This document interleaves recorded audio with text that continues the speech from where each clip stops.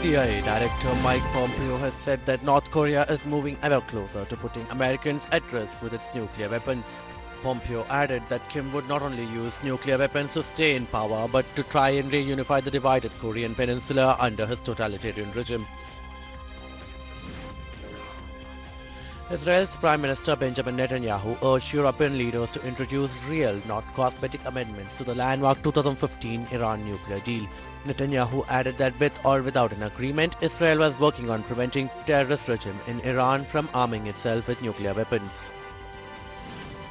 Turkish forces pressed into a Syrian Kurdish enclave in northern Syria, extending the Turkish onslaught on northern Syria for the fourth day. Airstrikes cleared the path for ground troops to enter Syria on Sunday, and some 10,000 Turkey-backed Syrian opposition forces are set to fight the YPG along with Turkish troops.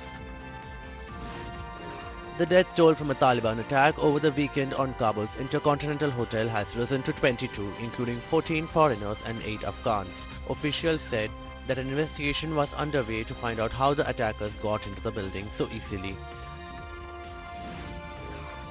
A top Islamic Hamas leader has accused the United States of preferring its alliance with Israel over its interest in other parts of the Middle East. Ismail Haniyeh said on Tuesday that the US Vice President Mike Pence's tour in Israel was unwelcome.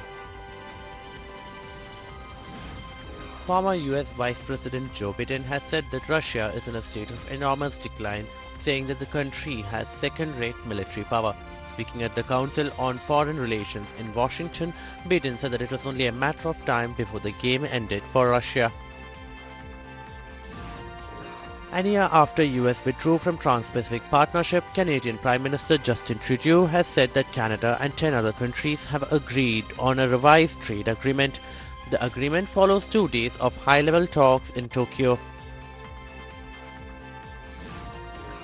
The sentencing phase of the assault case against former USA gymnastics Dr. Larry Nassar entered a 6th day on Tuesday, with total number of impact statements read expected to go beyond 150. Larry Nassar, 54, admitted to sexually assaulting athletes under the guise of medical treatment when he was employed by Michigan State University and USA Gymnastics.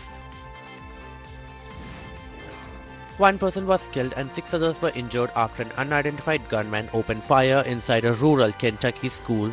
Police said a suspect was apprehended and school was locked down. A half a dozen ambulances and numerous police vehicles converged on the school. Philippines' most active volcano continued to spew fountains of red-hot lava and massive ash plumes, sending 40,000 villagers to shelter in evacuation centers. Lava fountains gushed up to 700 meters above Mount Mayon's crater, and ash plumes rose up to 3 kilometers. The volcano started acting up more than a week ago.